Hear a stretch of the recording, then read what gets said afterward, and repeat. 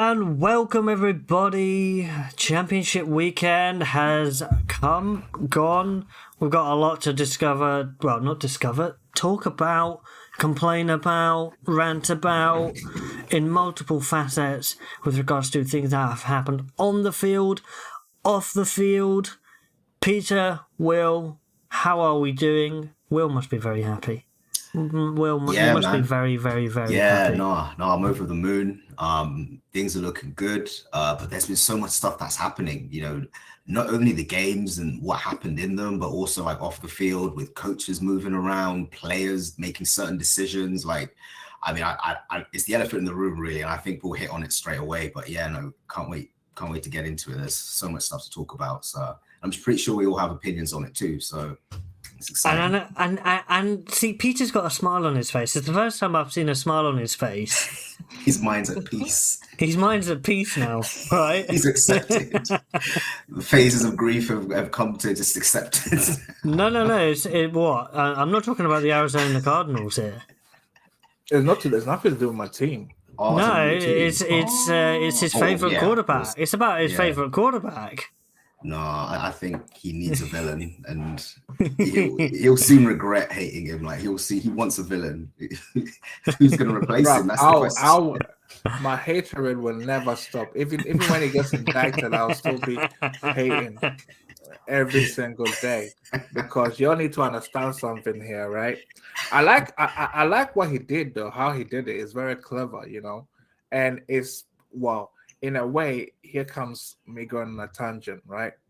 In a way, is the most clever ways to do it, is the most clever ways to become the GOAT. It's sort of like, it's a bit of a cheat way to do it anyway, because you get into the league, you have some talent, but you maximize it by taking less money and playing on a team that always that is a great platform to become like a GOAT QB. He cared about winning more than anything else, right? Yeah. Any callback out there that wants to make your name and be known as the GOAT and have it out there, when you join a team and they have resources around you, take less of the market, never take high of the cap, and ensures that the team has a top 10 defense in 20 of the 23 seasons that you play. But do you know the funny thing is? We're going to talk. We might as well start with it. Tom Brady. Go straight in. Tom Brady announced this morning that he is officially retired, and the words were "for good." For good this time. Listen, he's going to come back anyway. No. He's coming back with Fox. He said for good. He's coming back with Fox. That's the expectation. Now we're going to talk about Sean Payton later. Now that Sean Payton is back into coaching, there's a position at Fox left because that's what Sean Payton was doing. So Tom Brady. Listen, here's the thing, though. Tom Brady's going to be a horrible broadcaster. I'm telling you right now. I don't think you never know. I think he'll be serviceable. Do you know the reason why Peyton Manning is such a great broadcaster? Because throughout his career, when he did all his because he always had that about him. No, but he always did adverts and stuff. Exactly, and do you know what the thing is? Do you know what the really thing is? Like, everyone knows that Peyton Manning is corny, but he plays into it. Yep. Yeah, that him and Eli play into the corniness, like the dadness. Darley, I'm just that guy. I've seen his mixtapes. When he occasionally posts some stuff with 50 Cent, uncensored, and he's proper going through with Gronk. Like if you remember that Super Bowl run where everyone was counting him out with the Pats, and they made it back just before he went to the Bucks. I remember that he put that out there, like many men wish death upon me, and everyone was there like, okay, Brady. And that was bulletin board material. So he's got that side to him. Whether or not we see it in his broadcasting, we'll have to wait and see. But he's had that deal in writing for a long time, and I think it's what 300 million? Well, let's see how he is as a broadcaster. But I don't think it's gonna be that great, right? Because obviously you don't like Brady anyway. Obviously, in a broadcaster, apart from my hate rate, right? The superstar of broadcaster world from an ex-player to being a broadcaster right now is Tony Romo. because Romo went into the But people are broadcasting turning booth on Tony Romo now, especially after Yes. the weekend. I like Greg Olson personally. Well, they But are. he's new again. Yeah. Listen, he and Greg Olson is getting some fans, but I think the Tony Romo thing is because people, what do you call it? The reason why people are turning, it depends on what team. The reason why I say they're turning. So let me I want finish to. is because Okay, yeah. Okay, so if your team is losing and Tony Romo is calling out why your team is losing, you're gonna hate it because he's calling out literally all the plays and your team is losing. But when your team is winning, you're loving it. Do you know the thing is here? Like everyone was saying that the main thing that he had going for him was he was calling out what plays were, right? That was his kind of like his party trick. But the thing is what they really valued him doing was him not being just an announcer and a kind of a reactive person. It was him explaining things during like the broadcast. He stopped doing that and he started fangirling. Yeah. That was almost like his MO. No, but also we need to think about both sides as well. It could be down to production because think about it. Sometimes the production team, all of these people work to production managers, correct? So your production manager could come and be like, Tony, can you tone it down? We need to change a few things. Like we don't know who the production manager is. We don't know what's changed over there. Because sometimes it could be down to the production. Sometimes the production will tell you that, okay, we don't want you to do these anymore. And sometimes you just have to toe the company line sometimes. I don't think I for the world of me can't I'll see defend Tom him a little Brady. bit. I can't see Tom Brady calling games. I see him more as like an analyst. I see him more him like being talking about games before and after. I don't really see him calling games. The only thing he's going to get too invested. He's going to start talking about it. And he'll be like, man, I wish I could play again. And then he'll start, you know what I mean? Like, but you know the thing is, I see him potentially going on a guest going on the Manning cast like he has in the past. He'll want his own show. No, but like in the sense that he has gone on the Manning cast. Yeah. But what I would say is Fox do their broadcasts from LA. Mm-hmm. Yeah. Where have his children? His kids have moved to Miami. Yeah. East Coast. Does he even have a relationship with them kids? Yeah. Yeah, that's predominantly the reason why. That's predominantly the reason why he's retiring. Actually, they're about to hit his teens. I think his son is starting to play quarterback as well. No, I think he's about to hit his teens. His son's about to start playing QB and active like collision football. So for him, it's kind of like, you know what? Like I want to be there for that. I mean, it's like a huge trade-off. It's like, hey, listen, I could. Like my career is already set in stone, but imagine what I could do helping my son with all the knowledge I've got. Imagine if he just passes the flag and his son. Can you imagine if Brady Jr.? I'm gonna say it right now. I'm not gonna say he's gonna be as good because you're never as good as a father. Usually Brady's because they work harder. He's already shit. You've never seen it anyway. Like it doesn't carry on like that. One thing I know is that the Manning family, they have the gene in it because it carries over. And what's his name? Well, Tom Brady's starting that, isn't he? He's starting it. No. He's their Archie Manning. Tom Brady's going to be the Archie Manning to the kids that he has. Can you imagine this? Can you imagine? Peter will be in tears for the next 40 years. imagine we're like in our 60s and Brady's like son is like you need to understand something. As much as you need to understand something here, right? You don't get it. Tom Brady don't really like his kids as much as he makes out like he likes his kids. And the reason why I say that is because here's the thing. Because Peter hates him so much. He would not let his son break his records. There are some fathers that feel like that was my legacy. You can't come and take over my legacy like that. There'll always be someone. There'll always be someone that will. There's always going to be somebody who's going to break the record. Now, what I am going to say is, we got massively sidetracked. The whole point about taking less money, but who's the most valuable NFL player of like?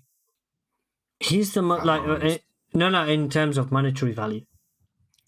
But He right now, is. He is. No. yeah, as a brand, yeah. He has earned an absolute butt ton of money.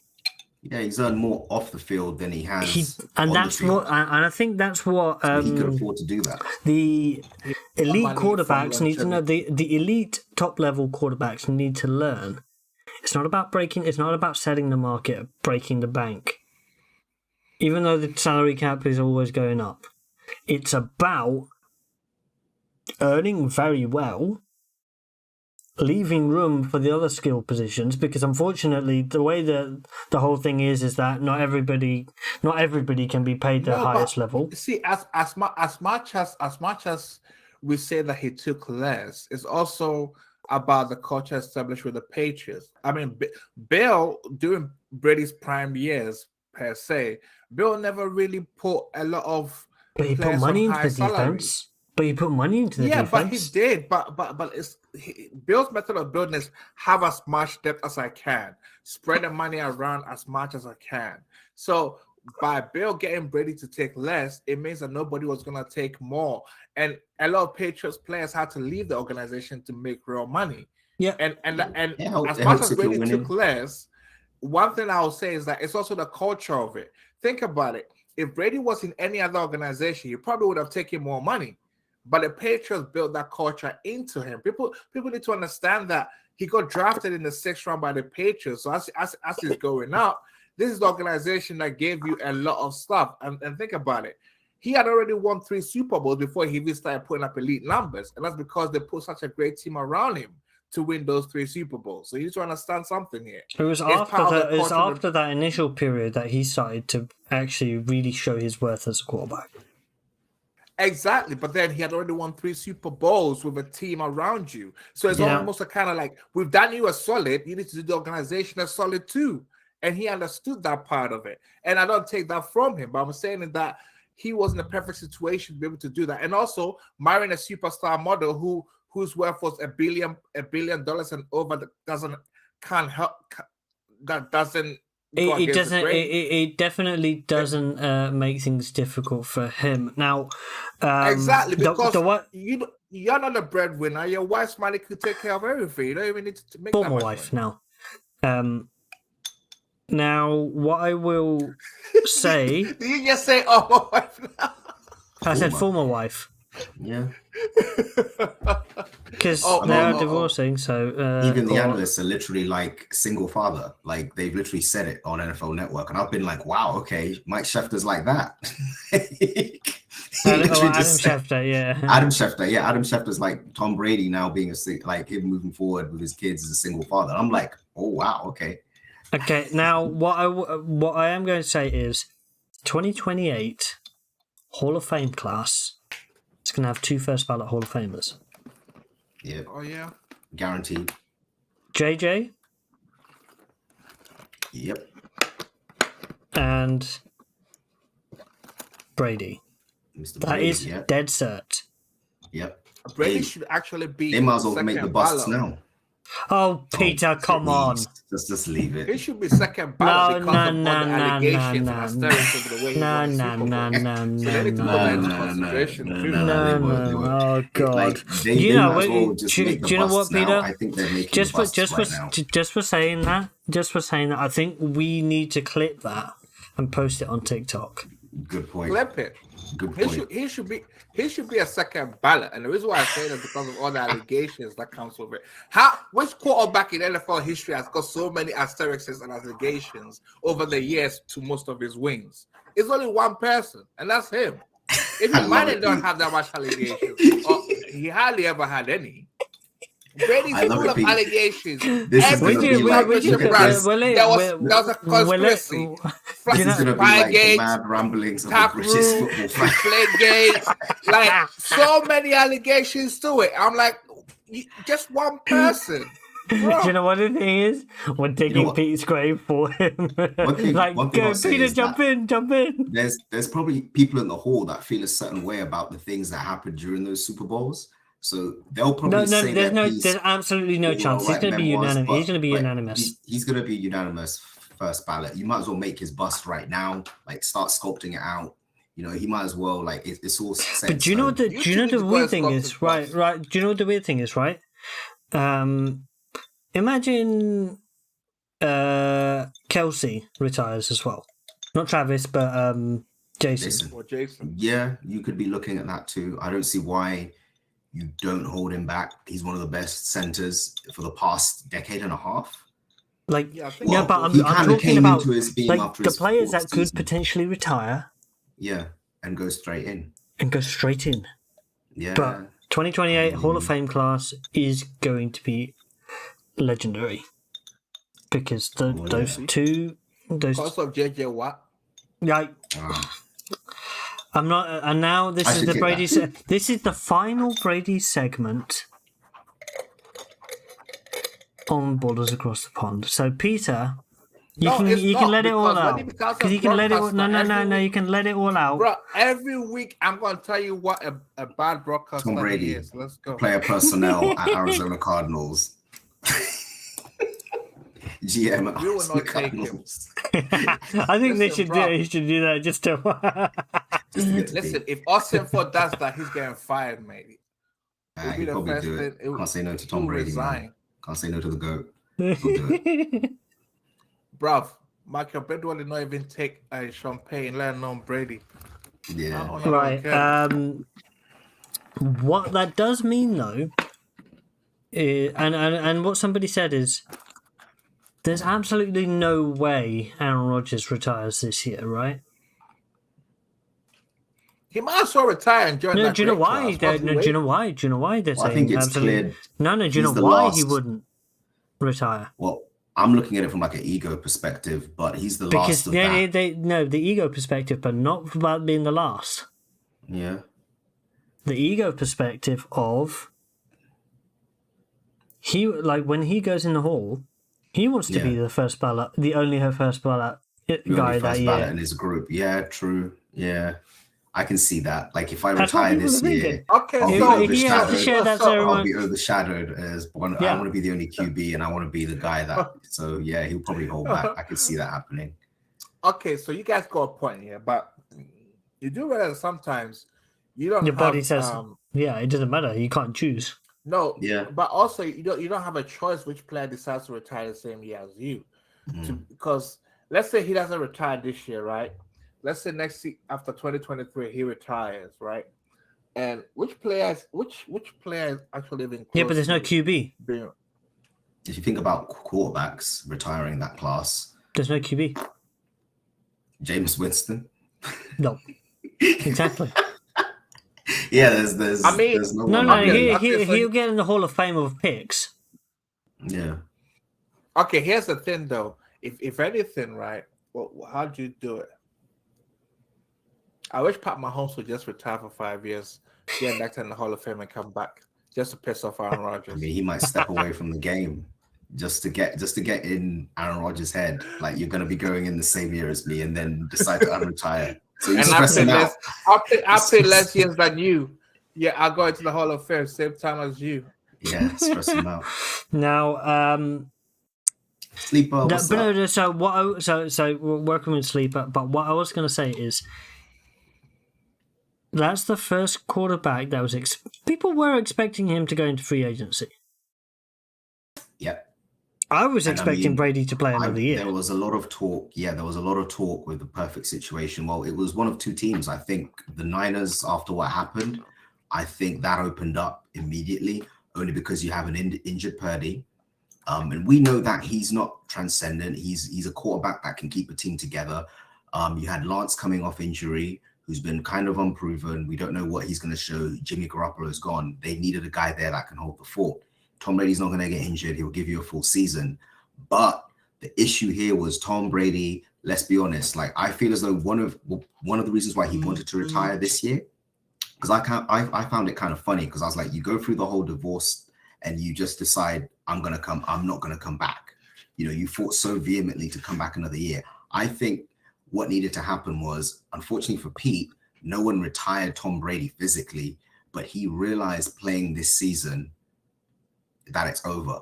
And we have to remember the season before, He was leading the nobody league in threw a the lot ball. of categories. Yeah, He was nobody leading the threw. league in so many categories. He led the league in pass attempts this season, and that's because obviously they had no running game. We They know had this. no run game.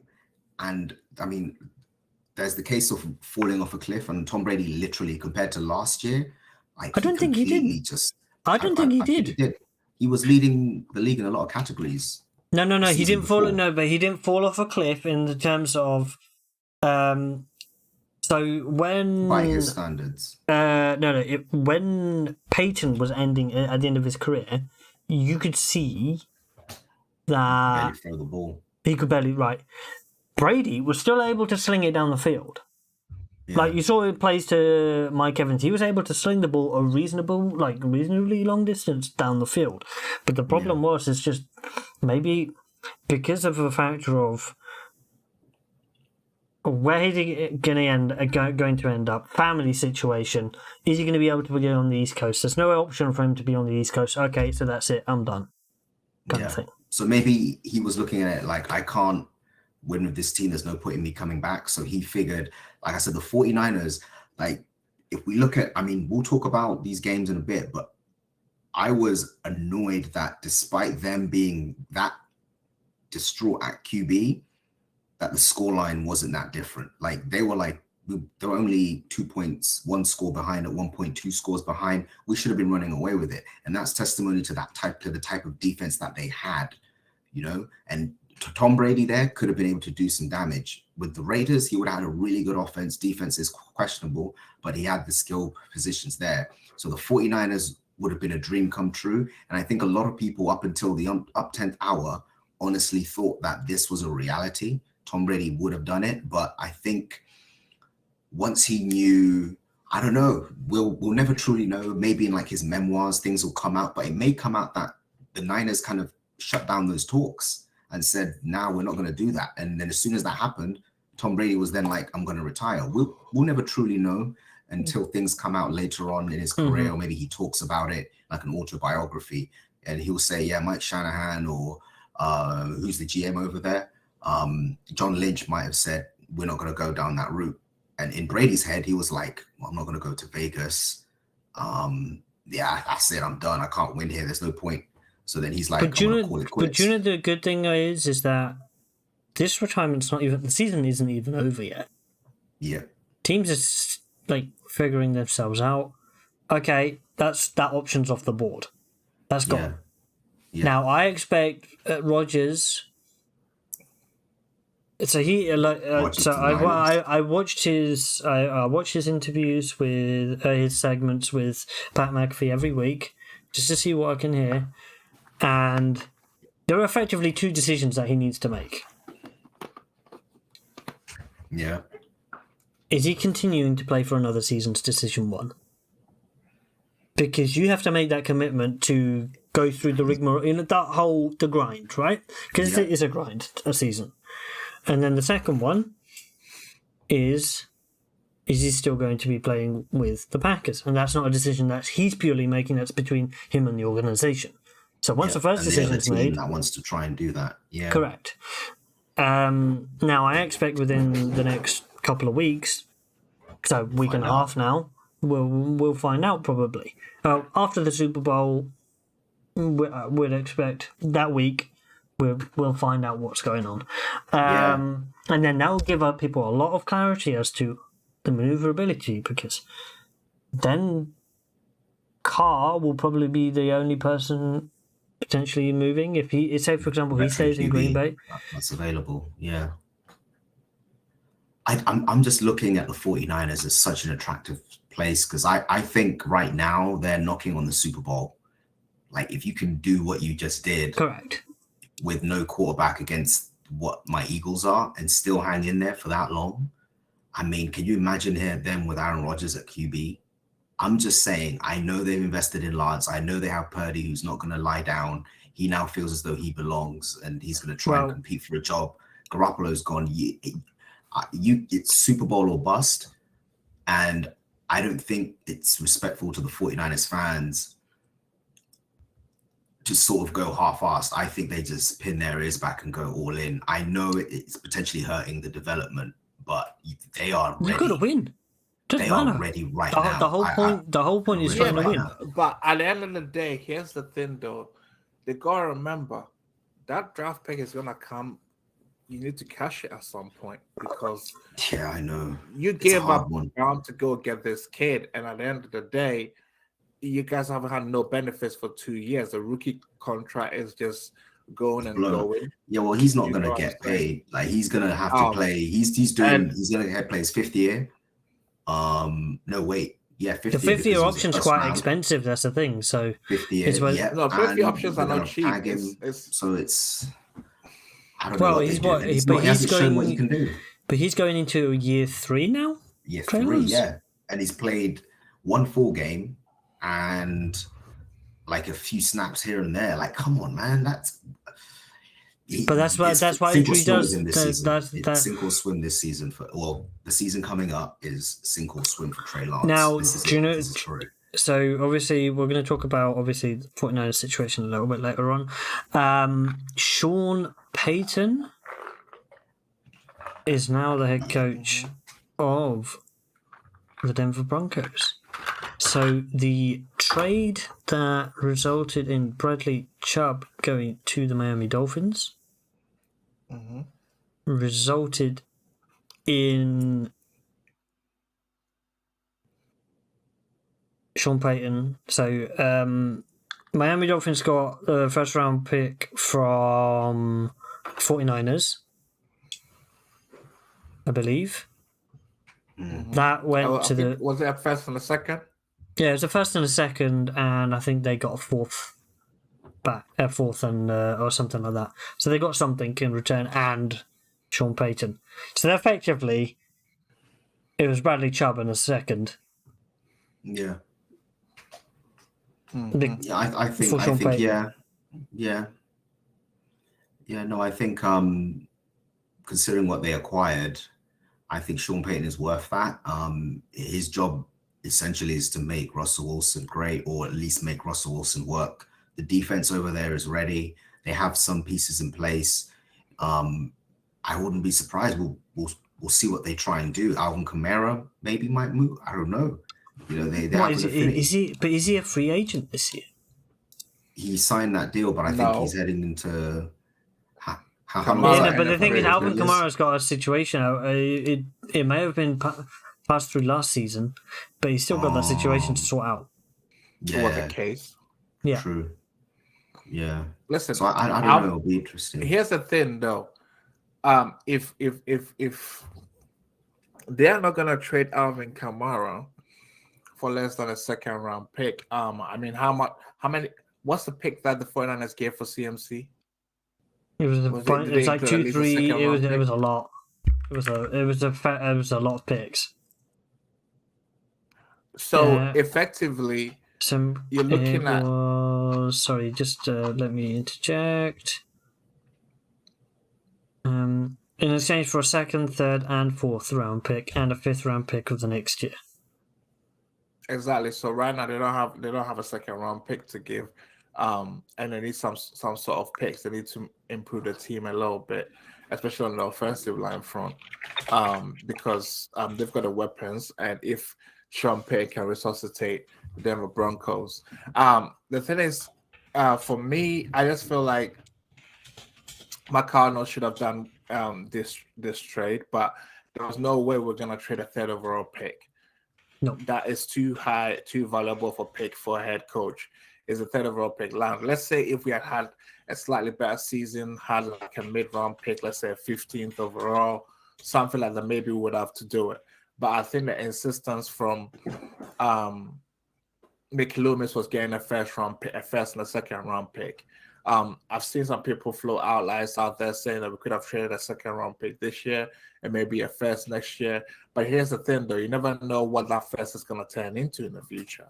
Because when the Saints traded their first round pick to the Philadelphia Eagles this past draft, they didn't think it was going to result into a top 10 pick. And now it's turned into a top 10 pick for the Philadelphia Eagles. So Eagles have the opportunity of becoming Super Bowl champions and going into the draft next year with 2 first-round picks. 2 first rounds. Which is unbelievable, and it's rarely do teams luck out into a pick like that. So that is an example right there. So I think Denver is a good fit. The owners have money that they can spend. I think the salary wasn't going to be a problem for our owner per se. Even though the Denver Broncos owners are the richest in the NFL now, but I think it came down to the number of picks that they wanted, and Arizona wasn't willing to do that deal. Although I would have loved to see Sean Payton end up from the Cardinals, but It's just the picks that you had. You can do it. You can do it. That's what it is. We couldn't do it with the first round pick that we had. Correct. And furthermore, it remains to be seen. I mean, because I think if this is really kind of like a last chance opportunity for Russell Wilson, because if Sean Payton can't fix you, then I don't think nobody else can. It's kind of like it's the last chance to leave for Russell Wilson now, because you're getting the offensive guru who's worked with a Hall of Fame quarterback who's developed. I think his offense have finished number 1 overall 6 times when he was in New Orleans, so he can definitely put an offensive scheme together, and he can definitely command the team.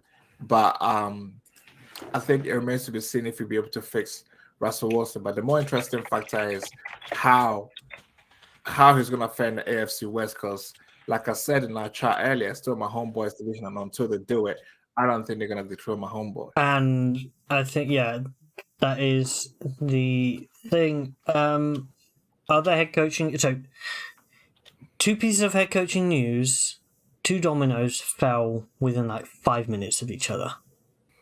Yep. D'Amico Ryans confirmed as the head coach of the Houston Texans. Obviously. Yep. Yeah, and I think there's also a little bit to the story, and I think it relates to Denver as well, because apparently D'Amico was actually Denver's first choice, and Sean Payton was like their 3rd choice. So they wanted D'Amico, if not D'Amico, then Dan Quinn, and then Payton. That's why they didn't confirm Payton as early as last week. Mm-hmm. But when Dan Quinn decided to go back to Dallas, it was now between D'Amico and Sean Payton, and they wanted D'Amico Ryans. But I think what happened is that D'Amico chose to go to Houston, and I get that because I think he played there. Exactly. He has a history there. He's all-timer at Houston. Yeah, and most of the time, they don't go to the teams that they played for before. But I think there's an attachment there for D'Amico. He wants to be able to resuscitate that franchise. And I think the family perspective, I think his wife is also from the Houston area. So ownership probably like have links with him as far as like they remember him as a player because he was such a keystone of that defense over there. So, I'm sure the owners for sure talked to him, when he was a younger player. So they have that there. I just think it's really interesting. So that's three black coaches. Well, if you count Romeo Crennel, did he? Yeah, Romeo Crennel.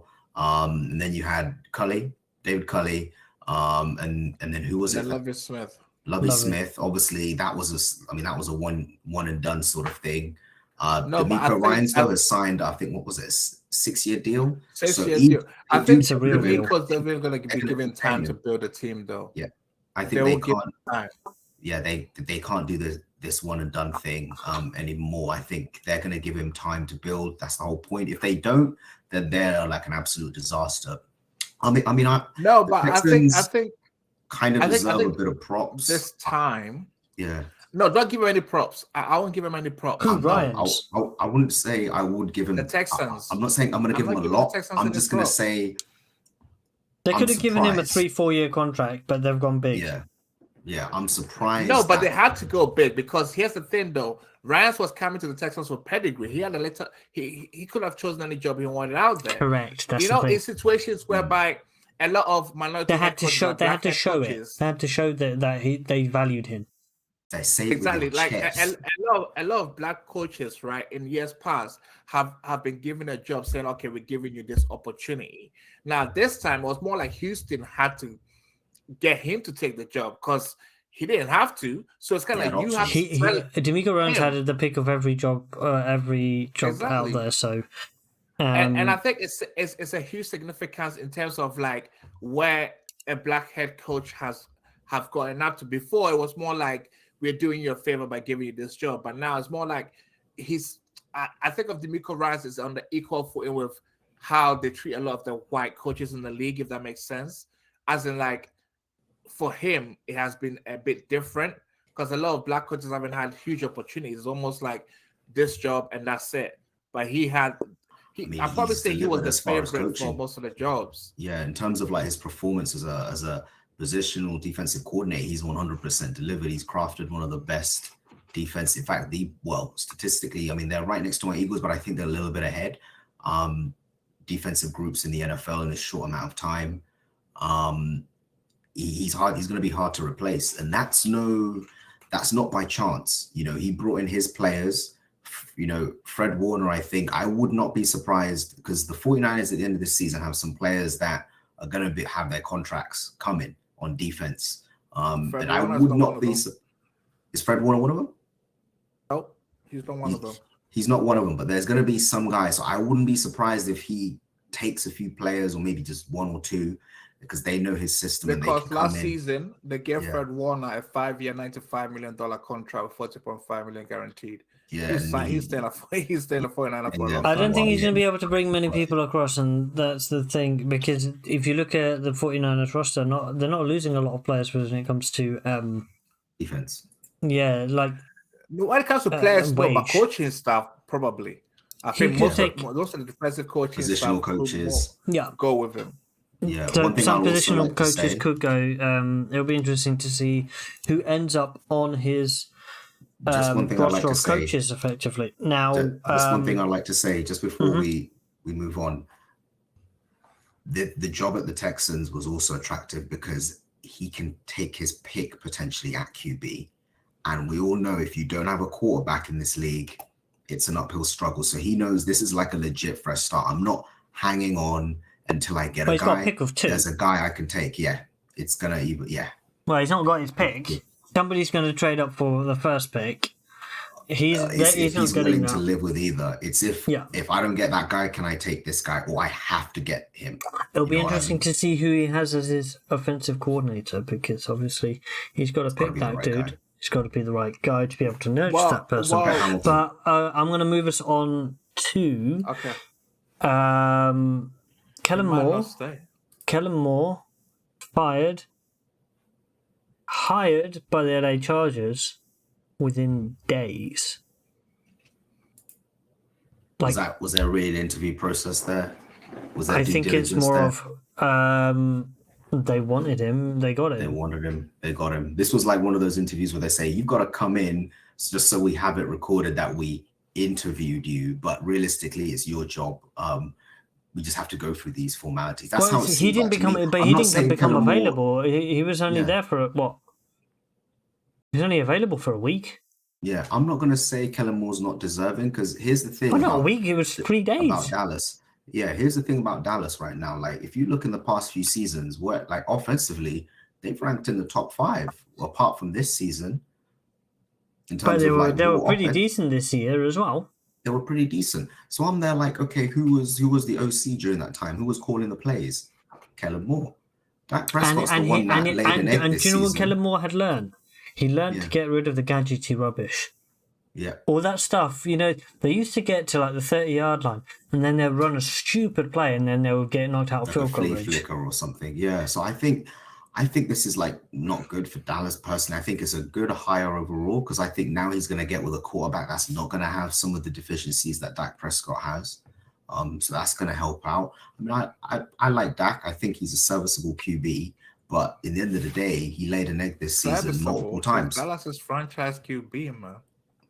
Well, so in the sense, how I feel about Dallas, man. You know how I feel about Dallas. The one thing is, he's going from one organization that for the last 25 years has choked to another organization that is choking. Yeah. So he's got to get rid of that choking gene out of him. Yeah, he's got a signal caller in Herbert that he knows is a better quarterback. Yeah, and but I think that's they still help. choke. But they still choke. But that's other parts of the team, man. I think they just haven't got that. It's systemic at the moment. Man. They need to get rid of it.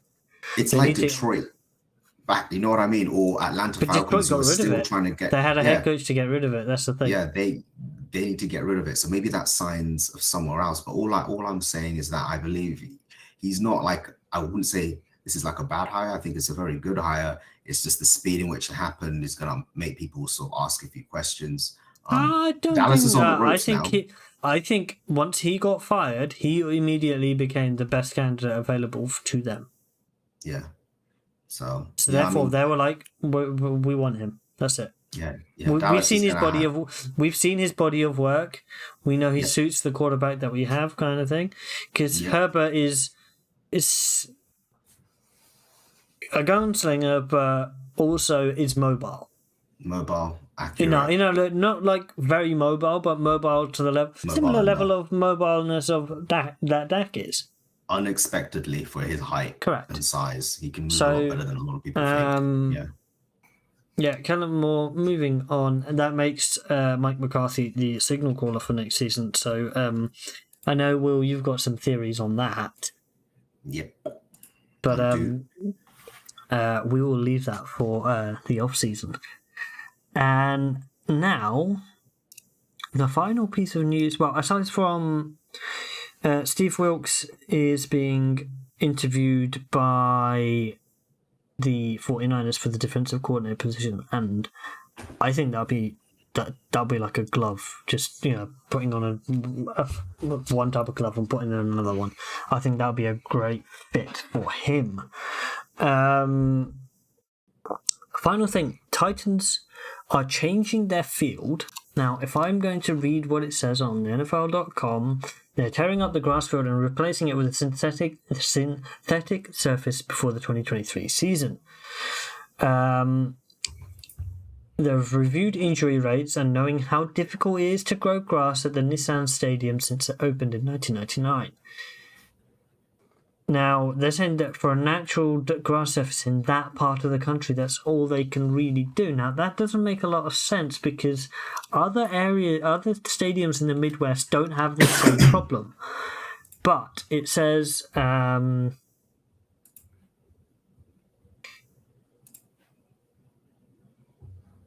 it'll be the NFL's first to use the technology featuring a monofilament matrix helix turf with an organic infill that retains moisture better than synthetic fields using rubber. So this is not going to be a synthetic field that uses rubber. This is going to be probably similar to the lines of a synthetic field potentially that is more synthetic than a Premier League one. It may have some natural grass in it. We don't know. We'll need to understand where that balance is over the off-season. We'll do a little bit more research on that, but clearly there was an injury situation at Nissan Stadium that then needed to be rectified because, Peter, you mentioned to me that teams have complained about it. They got a lot of lower leg injuries on that field. Mm-hmm. If their own player complained, even I think Ken Henry complained previously that the field is really bad, and that was one of the reasons why he got hurt in the early part of last season. So he complained at some point last season. So it's something that they have been looking to fix, and I'm glad they're finally fixing. I think a lot of other fields across the league also need to look into it and upgrade their turfs for next season, because this season there's a few stadiums that NFL players have complained about. It's good that Tennessee is taking steps to fix it. One of them was MetLife. Yes, MetLife Stadium, yes. So now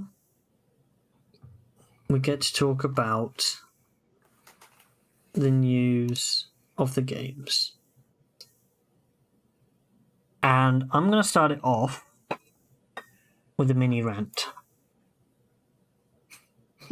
So, I started off my NFL Sunday watching, obviously, like everyone else did, over 50 million people in the world watching it, watching that Eagles game, watch the referee. It was blind to him, missed that Devontae Smith drop, which was clear as day. Yeah. It was a drop. It was fourth down. It was a turnover on downs. It's on the stats right there. So correct. And then that was they got the snap. They got up, and what Gene Steratore explained, because he was on Pat McAfee's show as well, was when their team goes up no huddle, they only get 2 replays. They only get 2 angles to be able to be shown quickly. But the thing is, the NFL in their room have all of the angles already there. Yeah. I think they should have phoned that one in. Well, it should have. It's more of they have all the angles. Like if they don't have all the angles available to them on a separate screen individually, what on earth are they doing for a championship game?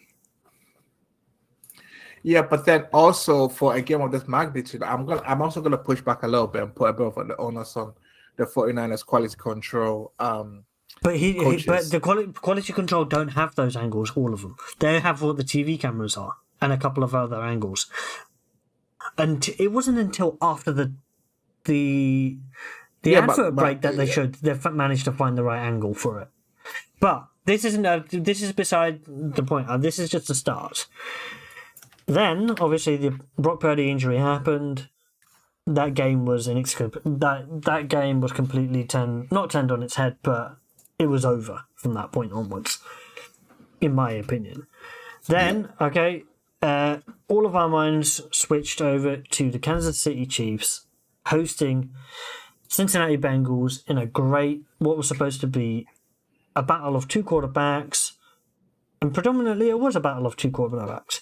But what was the one thing that all neutrals and all fans were talking about? They weren't talking about the battle of the 2 quarterbacks. They're talking about one thing. Officiating. The officiating made Premier League referees look competent. And we know, Peter, they are not. Yeah. No, they are not. They made... I responded with that to a UK citizen who is in America as a streamer. He said, "What on earth is happening with the refereeing over there?" And I was like, "They're making ours look competent, and they're not." And when I think it was the peak was 59 million people watching that game. Yeah. And Asai made a challenge that he shouldn't have made. But also, Mahomes did make it seem like he was Neymar because he flung himself after. Because there was a triple legs. He flung himself. He sold that. It was beautiful. He may as well have done a few rolls as well at the end of it because it was Neymar-esque. No, but you need to understand. But to be honest, that was a at the end of the day defender. But there's no. That's just me. That's just like I said. I'm on a rant here, and this is going to be a long one. But there was a hold. There was a hold, right, on that play. And even Gene Steratore said there was a hold on that play. And it wasn't the one on the right guard where there was a rip move. The left tackle clearly held. He clearly held Hendrickson, and he prevented him from getting even close to Mahomes.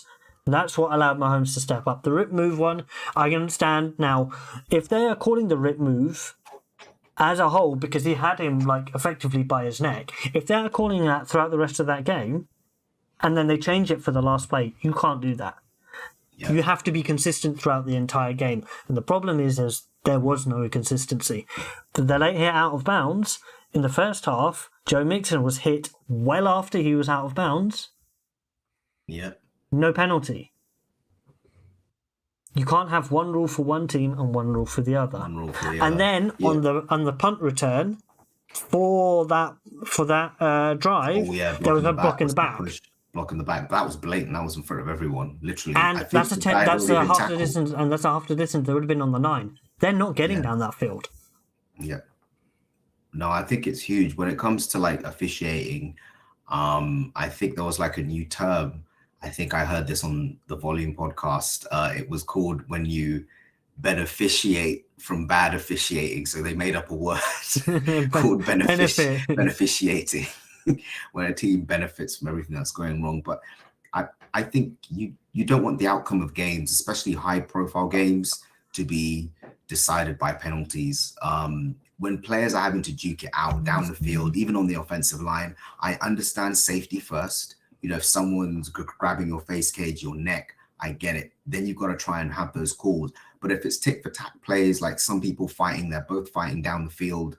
Sometimes you've got to let these guys duke it out. If it's blatant, and then yeah, call it. But you don't want your games to be decided on penalties. It leaves a bad taste in everyone's mouth, both the team that benefits and the team that's losing. Like the 49ers were rinsed with penalties against us, you know, and it was still close early. And I was there like, that game, all I remember is flags everywhere, you know. What did I say after that game? I was like, if anybody sneezes in chat, flag. Just need to put on there was a fan in the crowd that sneezed during the play. Oh, no, that's a flag. That's how, like, it was unfortunately for the 49ers is that the refereeing didn't have an impact on the game, because once Brock Purdy tore his UCL, that game was done. Josh Johnson, I was saying, let's all name quarterbacks more competent than Josh Johnson. Mate, he's been on how many teams? Like, he's been around 15 teams, like, or 16 teams multiple times round. He was a very journeyman. Oh, he's the journeyman. Literally a journeyman guy. So sometimes I think they only keep that guy so he can run scout for a lot of the mobile QBs, and that's his purpose, you know. But it's insane. And no one really wants it. We're hoping that the Super Bowl doesn't turn into this, and I'm pretty sure most of the officials will come together and be like, hey, so, look, no. We cannot let this happen. So I'm pretty sure they're clamping down on it. But the problem is we've had this situation with the referees in the past couple of years, right? They've been poor the last 2-3 years. What happened at the end of the game, Peter, last year for the LA Rams? What do you mean, in the Super Bowl? In the Super Bowl, with less than 2 minutes remaining, how did the LA Rams benefit from an egregiously bad call?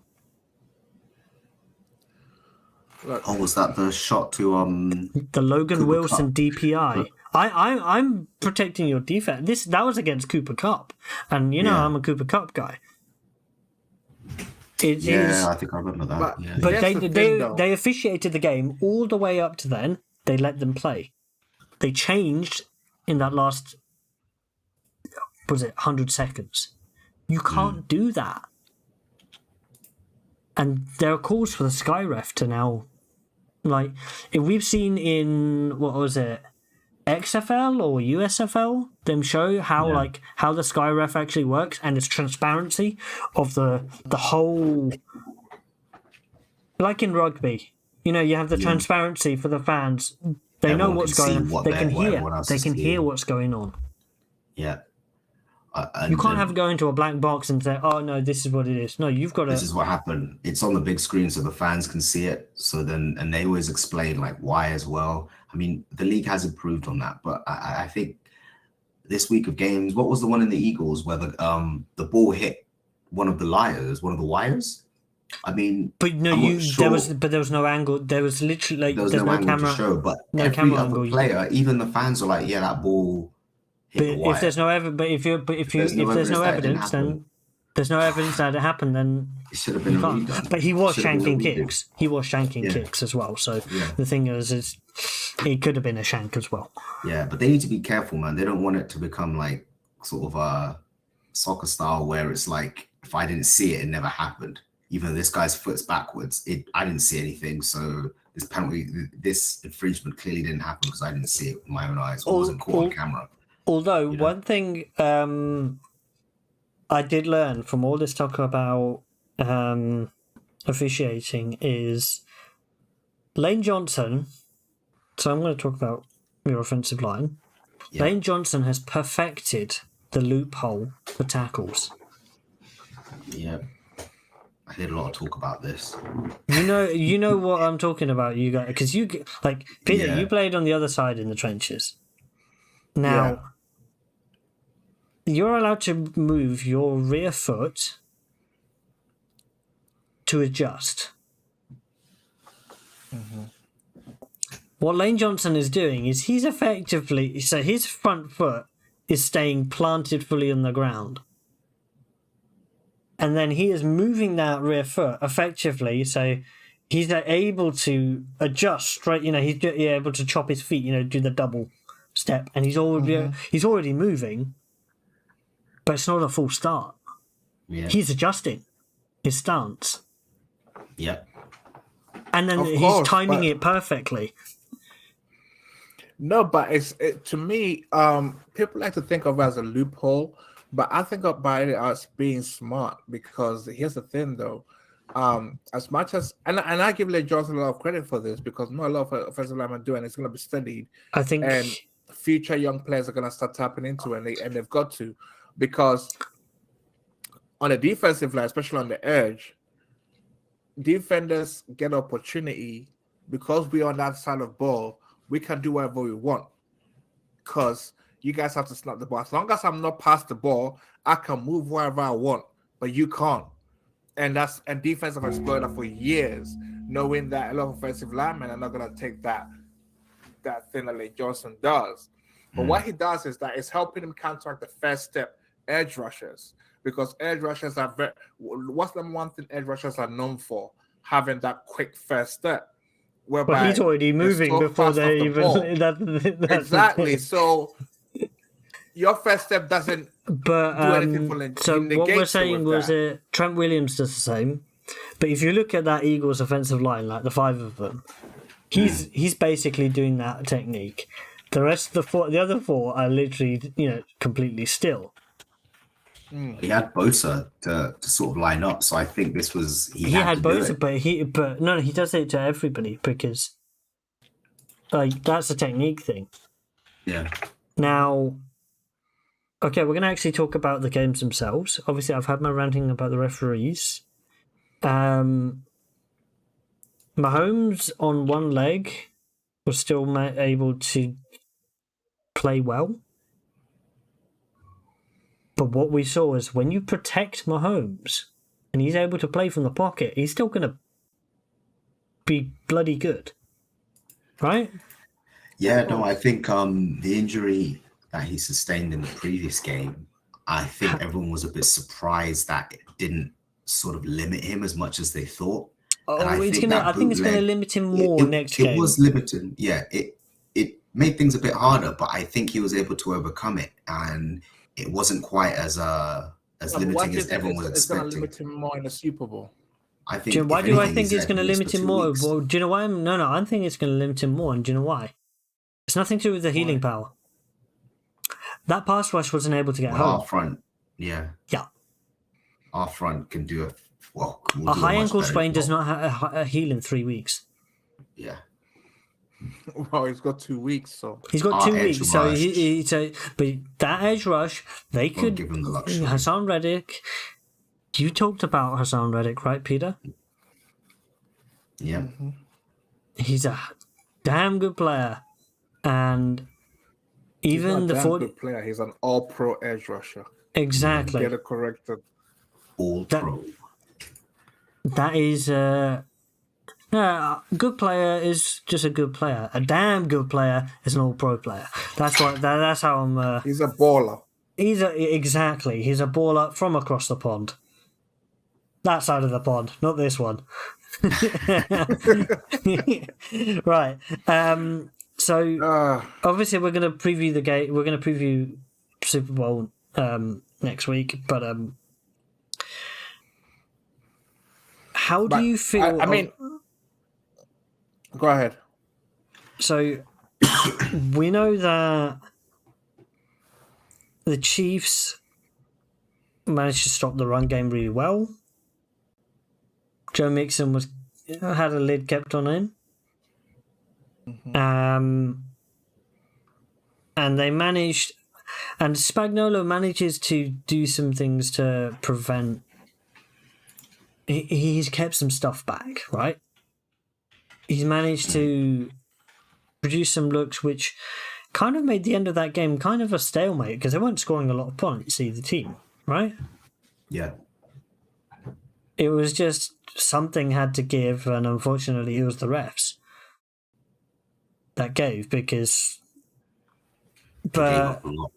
yeah, there were people who were talking about how amazing Mahomes was at the end of the game.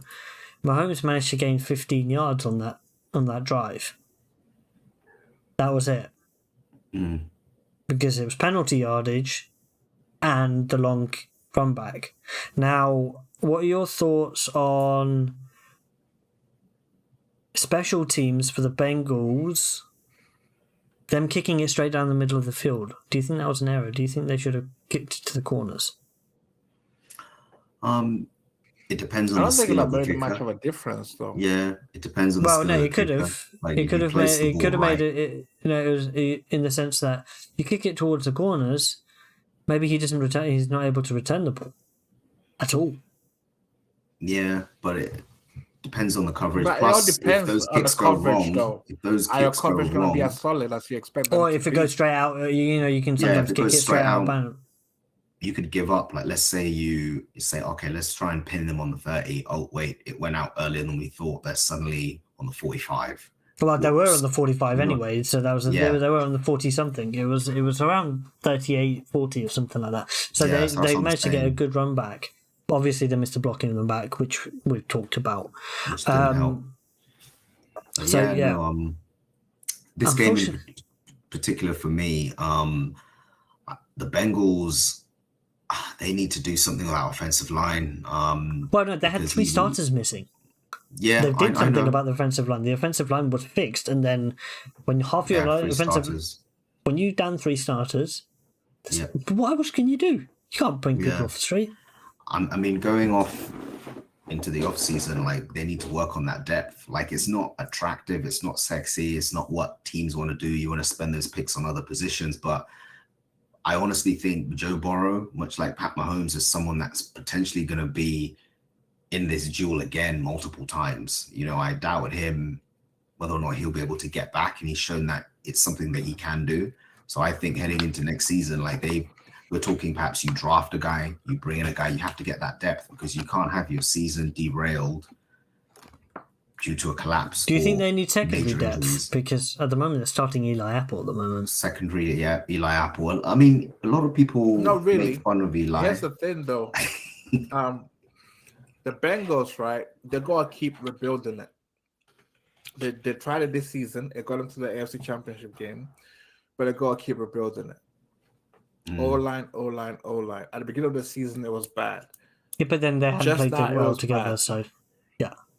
But here's the thing, though. I mean, I think the Bengals really gotta look at, just do your research and find out who's the best O-line guru type coach that we can find that can really get our line up to speed, because you've got a very good, talented quarterback who can take you to the next level. But I think they really got to keep rebuilding the offensive line, don't stop, and they got to build it deep, just like Philadelphia has built it deep for Jalen, for whoever the quarterback is. One thing I know about Philly, well, if you're a quarterback and you get drafted by Philly, you're going to be protected. I think that's certified. Yeah, it's going to continue. Going The Bengals need to stop being cheap as well. Like, they're a team that is notorious for not, like, they'd get to 60% of the salary cap and they just call it at that, and the owner will pocket the rest. If you have a QB, well, what would be interesting is where you just need to spend that money now. You need to use that cap. You got to push it and get guys around him, get pieces, and I guarantee you will be competing every year. Like, this is an organization that's been historically cheap. They've always let their best players, like the last guy I think that got a big deal, who obviously had AJ Green, sorry, but then you also had that interior defensive lineman. I can't remember his name for the life of me. But those are the last 2 guys I can see that really got paid from Cincinnati. The majority of guys they just let go because they don't want to spend the money, and you get owners like that. But he needs to understand that with Joe Burrow. The thing is, Cincinnati now have got an interesting situation, right?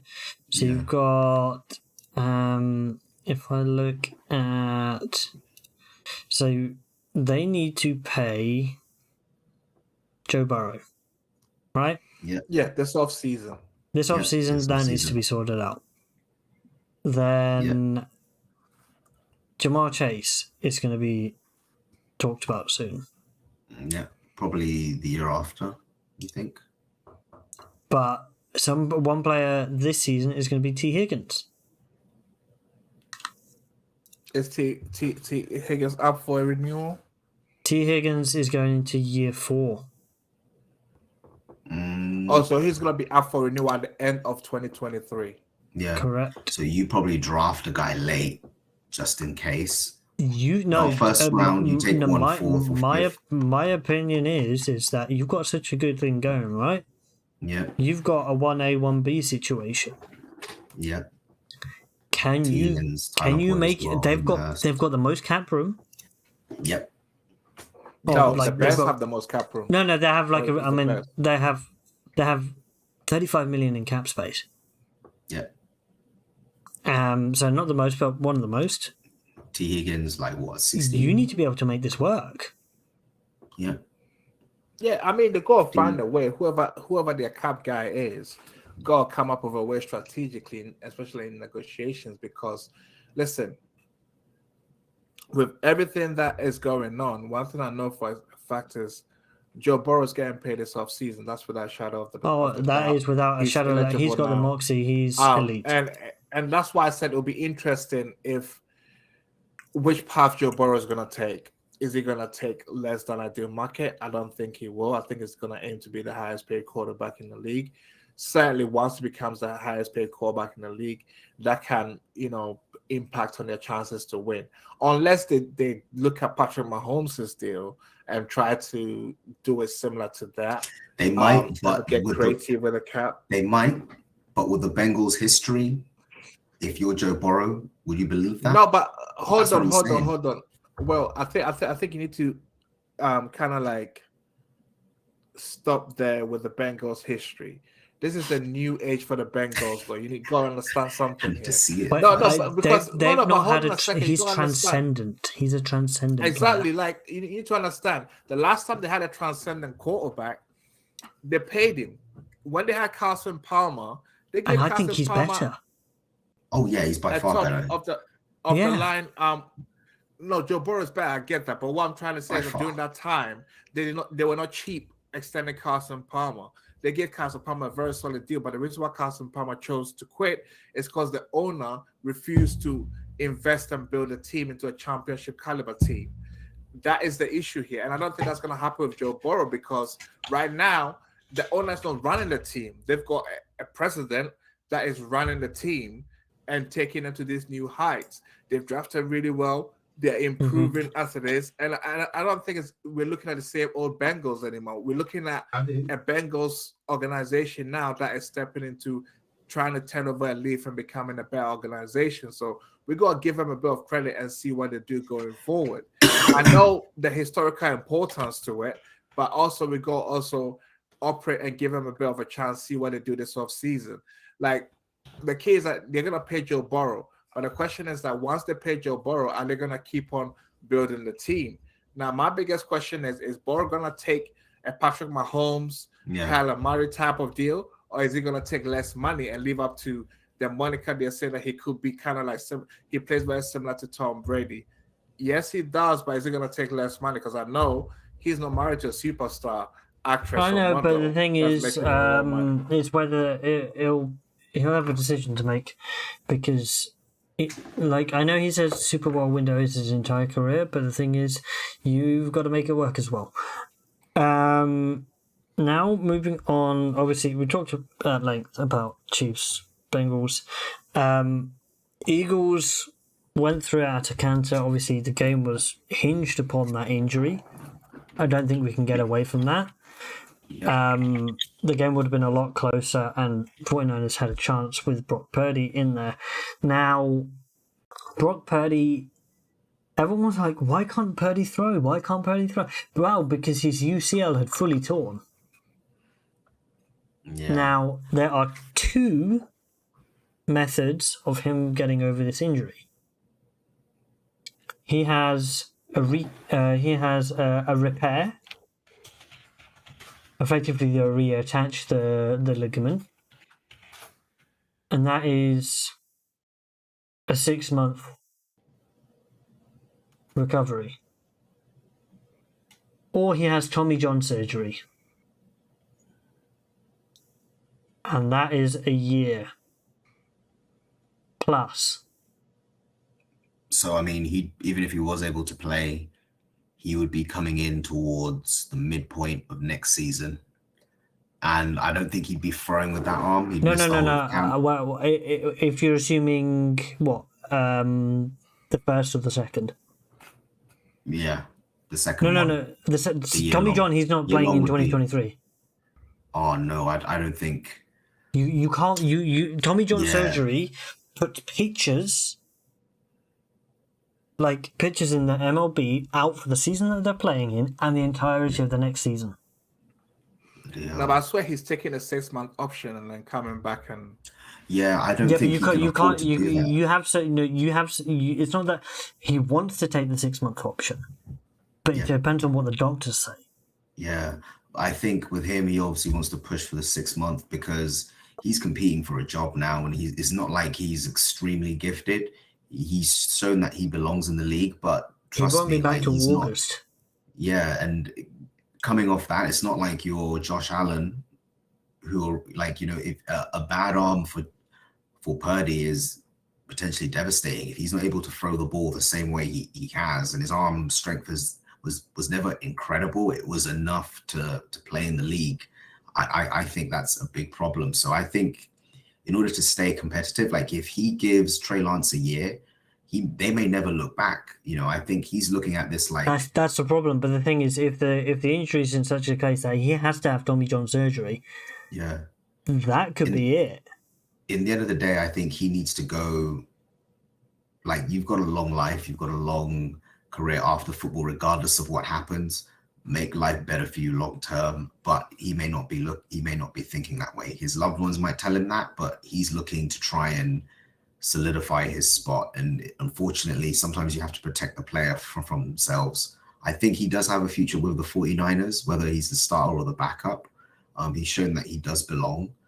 I know he won't be content with just being a backup, but it's just it's such an awkward injury. Even watching the replay, what is it? He hit the elbow on the guy's helmet, and I assume it was the torque or the whiplash, right? It wasn't it was effectively It's hard to. So effectively, he was slapped on that arm, and it was because he was pushing forwards. It was effectively that, and it must have, like it was a band kind of thing. Yeah. So the kinetic force must have basically in two different directions, because he was winding up for that throw, so he'd already generated the force. Because he got slapped on the way there, the torque. Oh man, but yeah, it was such a bad injury because now everyone saw him on the sideline attempting to throw, and he was like, okay, maybe he can throw, but I saw the one screen dump pass, that thing looked as limp as ever. And I was there like, yeah, he struggled to do a screen pass, and we're talking less than 10 yards, bubble screen. I was but of course you can't do a screen pass if you've got no ligament if your ligament's fully detached in your elbow. You're not going to have any power. Now, so Kyle Shanahan said he's encouraged that if Brock Purdy does not need Tommy John, he'll be the same guy, because that's effectively what they call the infield. So in baseball, on the diamond, and then you've got the outfield and the pitcher. So infielders tend to get repair surgery.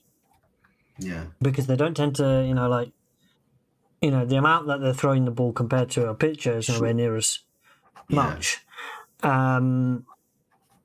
So if he needs that, then he'll be back to normal. Tommy John is normally they try and get them back to the same level of power, effectively. But the thing is, you never know how long it's going to take to rehab, because that surgery is really, really big, and he's not on a guaranteed contract. No, he's on the cheapest you could possibly get. I think he's not even barely earning over $500,000 a year. Yeah, he's barely. If you look at, he might have incentives in there. They probably went up to him like, "Hey, Brock, you're doing well. Here are some incentives. If you make the playoffs, if you make the Super Bowl, we'll give you like another $500,000, etc." So that might have been there, but that was more to sort of motivate him to try and push. Do you know how much was guaranteed of his salary? Just league minimum. 77 grand. Bloody hell, man. Of the Jesus. $3.37 million, only $77,000 is guaranteed. Guaranteed. Yeah, bloody hell, man. That's like rookie season as an investment banker for a big finance firm, and then that's it. No, it's less. Less than that. Bloody hell. That's So- a tough one for him, man. I feel for him. And when that injury happened, obviously, this is the thing. My Eagles won this game, but it didn't feel like a It just felt it was a weird game. when you want to fight your best opponent, you want to fight your opponent at their very best and prove you can beat them. Obviously, that wasn't the case, and we knew it. So I think as soon as that injury happened, it was we knew we were going to win this game, because all we really had to do was just free and out the 49ers, and we could do that. Now if you look at you guys were gonna win the game regardless of Brock Purdy playing or not. No matter how close the game got, the Eagles were gonna win anyway. The 49ers offensive line, apart from Trent Williams, struggled with the pass rush. Hassan Reddick took over the game. Yeah, I did say that it came down to QB play, and obviously it did. But I just didn't know it would be it like came down to the line. Do you know what it came down to? It's the trenches. Remember in the preview I said this game's going to come down to the trenches. Which side of the ball is going to dominate? And your Eagles trenches, your pass rush, and the offensive line as well. Took over the game. Did you see the effect? Did you see the offensive line on those rushing touchdowns? It was amazing. The left side with Malata, there was nothing going on, and they put. I don't know if does Bosa usually take the left side? Like he always goes blindside. Okay, so he does what JJ Watt made famous, right? Which is like he tests both tackles and see which one is his favorite matchup. Sometimes he goes to the right. But when you got but he was always against Lane Johnson in this game. I think my light is just I think the first time he tried my lighter, he got stonewall. So he decided, okay, let me try Lane. Lane is where I can get some wins here.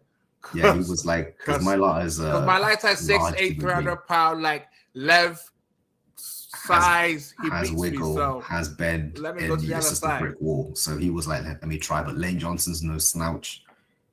And then Lane Johnson's the master of the technique, so that's what it is.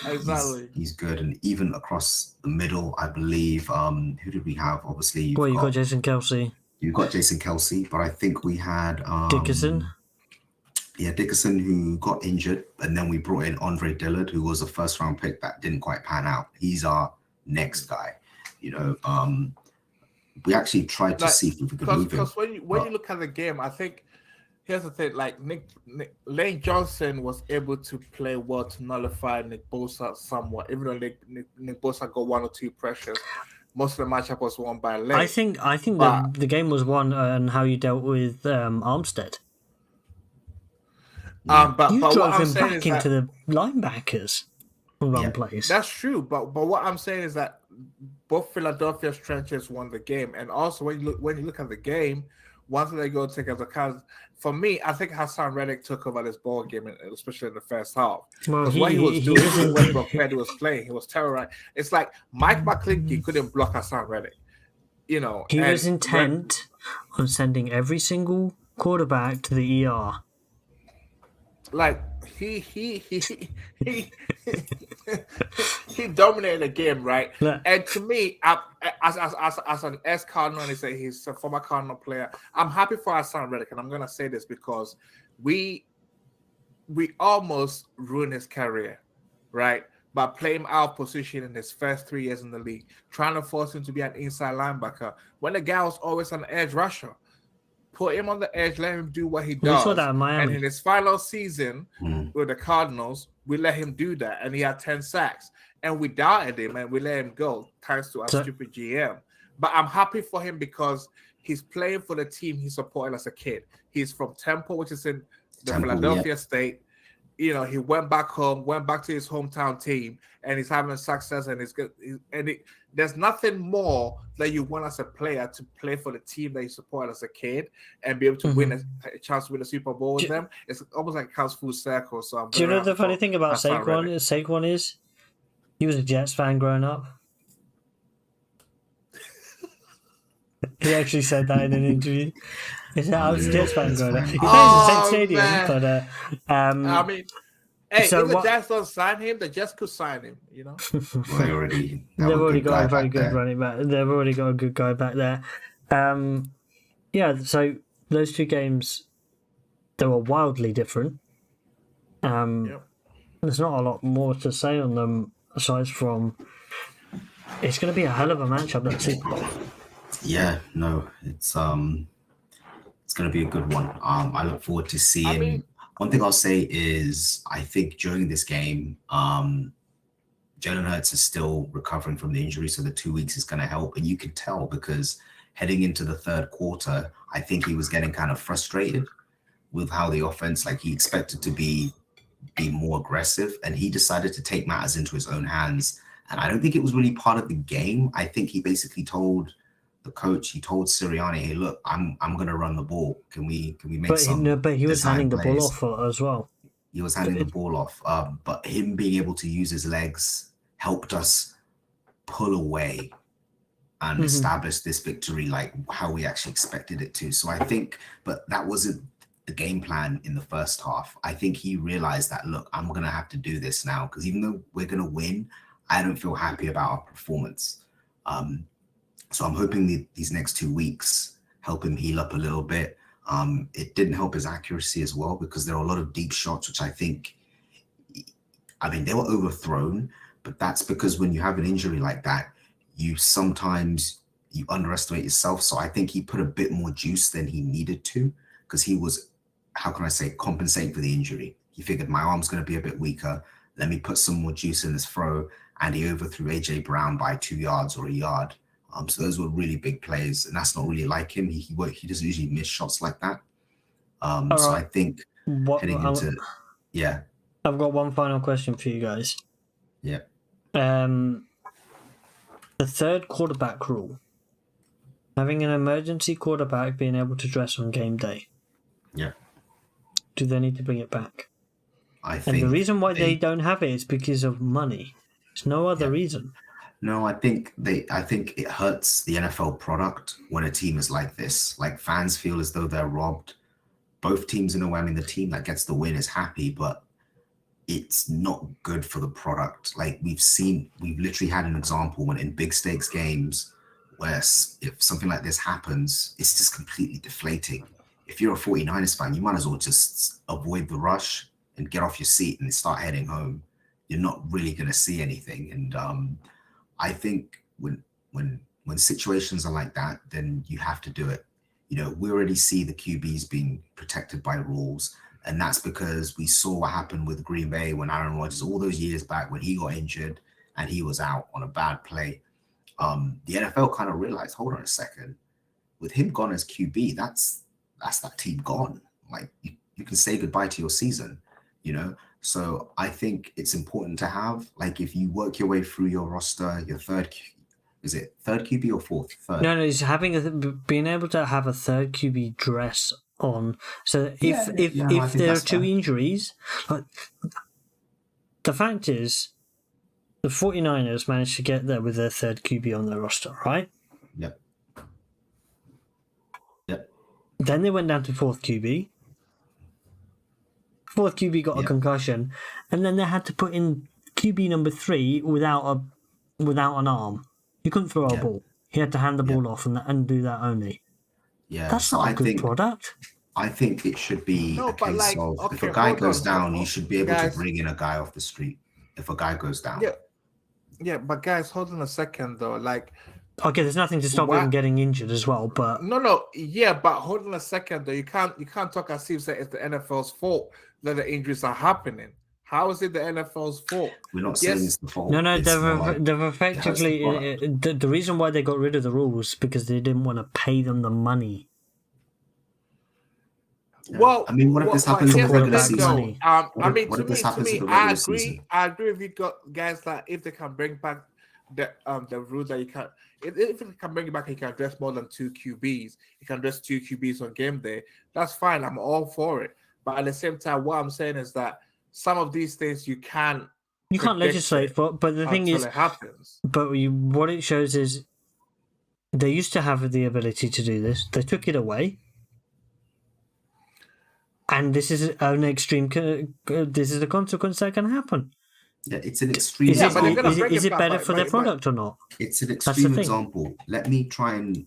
I mean, it is, because when you think about it, okay, so here's the thing about the NFL, right? They take rules away and they bring it back all the time. I won't be surprised if they either go into this offseason, they bring out new rules, and one of them is that you can dress the emergency QB again. I won't be surprised if that happens, because what do we know about the NFL? The rules always goes round in circle. They bring it back, they take it away, they bring it back. I won't be surprised if certain owners with very good defensive players are going to go in the offseason saying that, okay, we need to modify the rules to benefit the defensive players a little bit more. I'm sure there are certain owners that campaign on the defensive side of the ball. It all comes down to how many owners are going to believe in your point and vote to bring your rules into effect. I would like to see the rules relax a little bit more for defensive players to be able to make plays. But, hey, we always have to make it work all the time. Oh, yeah, and, speaking of defensive linemen hitting the quarterback late, Chris Jones managed to get away with one in that Chiefs game as well, because that was well after the play was gone, and he went...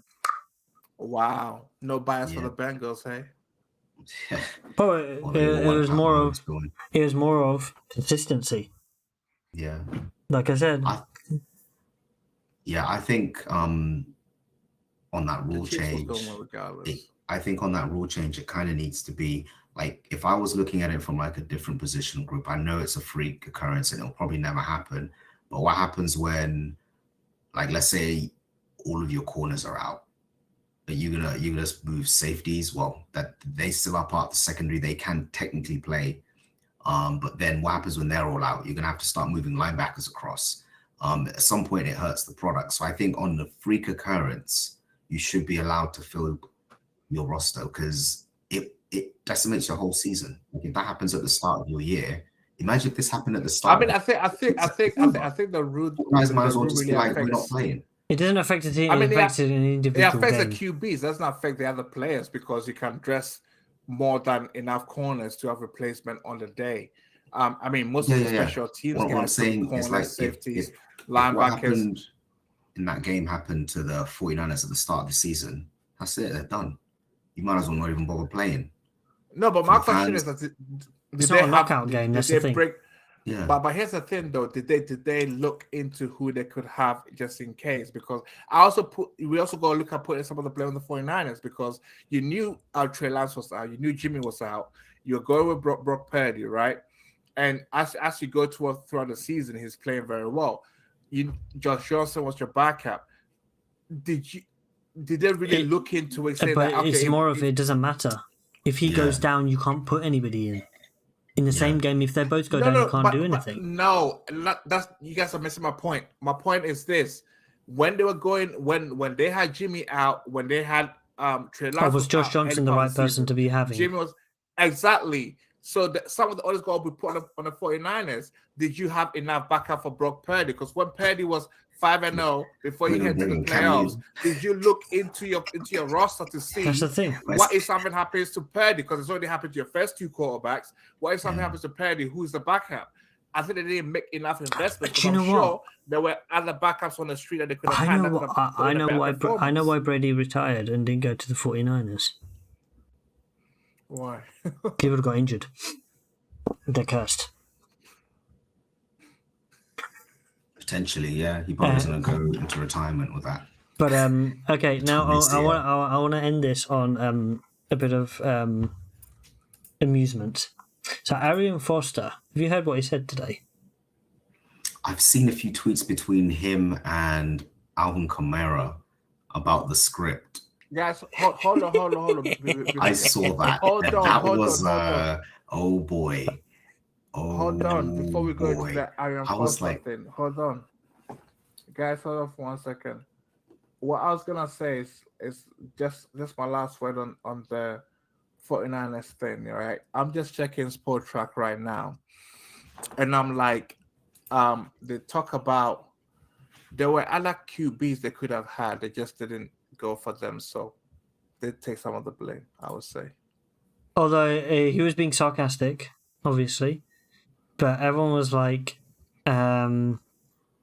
He was like, clearly the NFL is rigged. They used to give me a script at the start of the season, and all the players around the league are now saying, oh yeah, this script, oh, I didn't like the look of this script.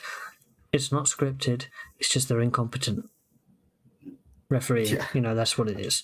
And that's where we'll end it.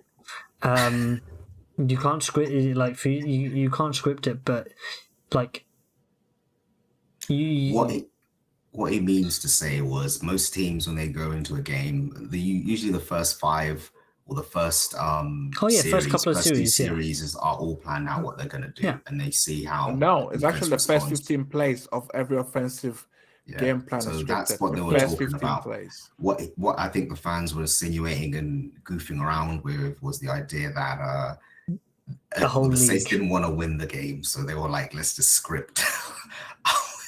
And obviously Alvin wasn't happy about it because he was being put in plays that he knows aren't going to work. So but that's like, it's just a bit of drama. He'll probably get a word like, please don't talk about this. It makes the league look bad. So. Do you know the funny thing is, there's people who don't realise that Arian Foster was joking. Yeah. No, but it's true though. You have some people out there that seriously believe what you were saying. That's the problem, and that is where we'll end it on. Goodbye from me. Goodbye from Will. And we're going to end it on that lovely and silliness. And we are over and out, and we'll catch everybody after the Pro Bowl games next week. And we're going to preview the Super Bowl itself.